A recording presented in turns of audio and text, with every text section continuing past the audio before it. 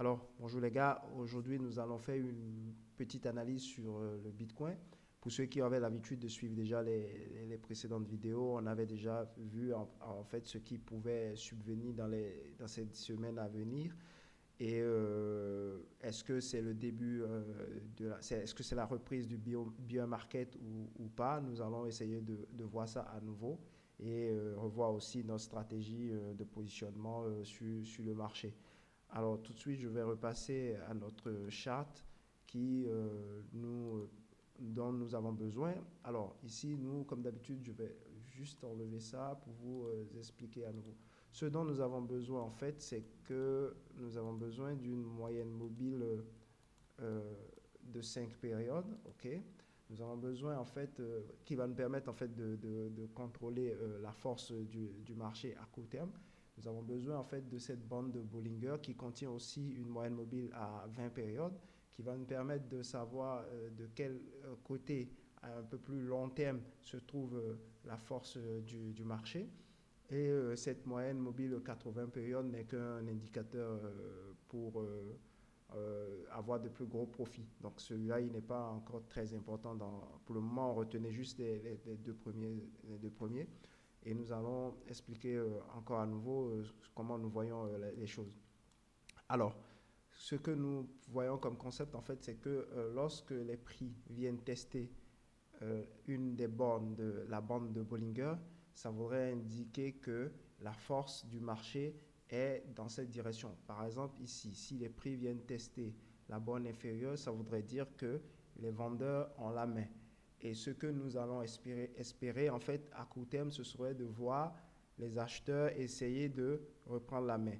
Et naturellement, nous allons assister forcément à un petit pullback qui qui va donner lieu en fait à une clôture des prix au-dessus de cette moyenne mobile de 5 périodes qui nous indiquerait ainsi que les acheteurs ont réellement essayé de reprendre la main, mais ce que nous avons dans notre concept est qu'ils échoueront et que les marchés vont se diriger un peu plus bas en faisant ce breakout.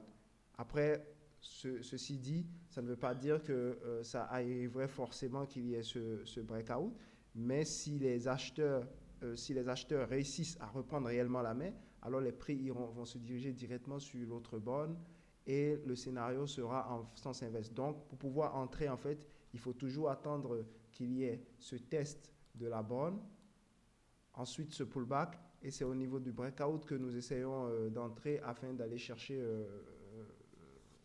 le gain. Donc, sur ce que nous voyons alors sur le graphique mensuel, ici nous sommes sur le graphique mensuel, et ce que nous voyons en fait actuellement, c'est que les prix sont venus tester la borne inférieure de la bande de Bollinger à 20 mois, et vu que les prix ont testé cette borne, on s'attendait forcément à un moment ou à un autre qu'il y ait ce pullback que nous avons eu au mois de janvier 2023. Et il se pourrait que, maintenant en fait, il se pourrait que les prix reviennent casser cette zone des 15 500 qui était la zone la plus basse rencontrée sur le Bitcoin récemment. Donc, ça pourrait arriver, tout comme l'inverse aussi pourrait venir, mais il y a plus de probabilité que le marché continue à descendre. Et pour ça, vu que le graphique mensuel, chaque bougie, c'est un mois, nous pourrons descendre en fait sur le graphique weekly pour voir aussi à court terme, un peu plus court terme bien sûr, ce qui pourrait se passer sur le graphique weekly, puisque chaque graphique donne ses positions, points d'entrée. Il faudrait juste savoir ce qui se passe sur chaque unité. Alors ici, par exemple, excusez-moi, j'avais oublié que j'avais mon pinceau toujours en main. Alors, ici, par exemple, au niveau du graphe hebdomadaire, ce qu'on avait prévu forcément, c'était que lorsque les prix vont tester la borne supérieure, ce qu'on allait espérer, c'était de voir les prix venir clôturer en dessous de cette moyenne mobile de 5 périodes avant de pouvoir espérer un breakout et un début peut-être de bull run, parce que généralement les bull runs, suivant moi ma stratégie, ont souvent lieu sur le graphique weekly. Donc c'est généralement sur ce graphique que la plupart comme ici par exemple, vous voyez en Alors, on était ici en 2020, le pullback et le breakout. Donc, et c'était là où vous aviez eu la véritable accélération. Ce fut pareil aussi en 2017, etc.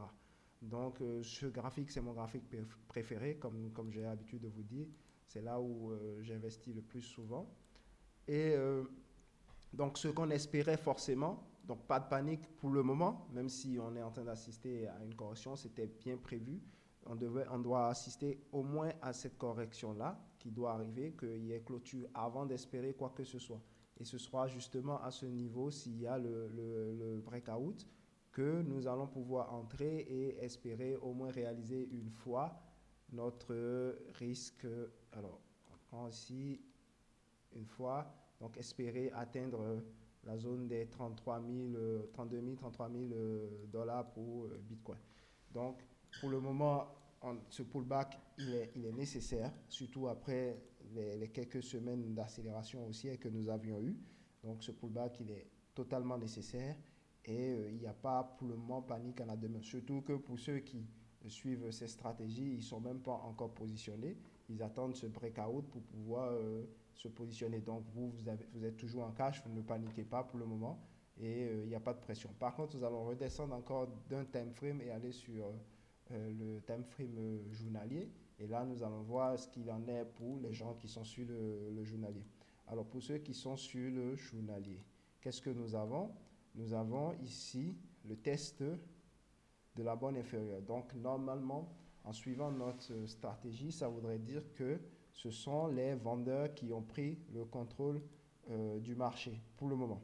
Et vu que ce sont les vendeurs qui ont pris ce contrôle, on doit espérer forcément, après ce test de cette borne-là, on va espérer forcément dans les jours à venir qu'il y ait une clôture des prix, que les prix remontent un peu. C'est-à-dire, vu qu'on a ça, on va espérer dans les jours à venir que les prix remontent un peu, qu'il y ait une clôture au-dessus de la moyenne mobile à 5 périodes, histoire de montrer que les acheteurs essayent de reprendre la main. Si les acheteurs reprennent vraiment la main, alors les prix vont vont monter jusqu'à tester la borne supérieure et nous aurons le scénario en sens inverse. Par contre, si les acheteurs échouent, nous aurons alors à ce niveau les prix qui vont revenir, vont breaker la zone et là, on aura une forte accélération baissière. Et est-ce que ce sera pour autant la reprise du bear market? Eh bien, ça reste à voir parce que, comme pour vous rappeler, en fait, au niveau weekly, on est plus, c'est-à-dire les acheteurs, on la met au niveau weekly. Donc, ce pullback est quand même nécessaire au niveau weekly. Donc, pour autant qu'il y ait une succession, un enchaînement de bougies baissières sur le graphe journalier, ne fait pas qu'il y ait, que ce soit la reprise du bear market. Pour cela, il faudrait vraiment qu'on retourne tester la borne inférieure au niveau du weekly, parce que je vous ai dit que c'est le graphique que je considère le plus, qui a plus d'impact sur ces scénarios de bear market que tout le monde dit, parce que ça prend généralement, les trades sur ce graphe-là prennent généralement quelques années, où vous voyez, avant de se déboucler des prises de position. Donc ça prend quand même un peu de temps, donc je considère que c'est le graphique le plus adapté pour l'investissement. Et donc on va en fait attendre que les prix vont revenir tester la borne inférieure. Et si cela a lieu, là on va commencer en fait à se dire que là les vendeurs ont réellement repris la main et que ça risque de sentir très très mauvais. Mais pour le moment, c'est toujours force aux acheteurs.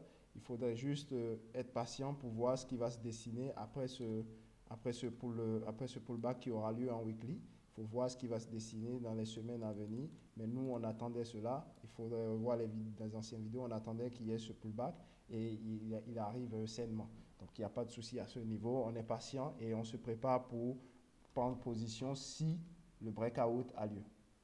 OK? Sur ce, je vous remercie et bonne soirée à vous.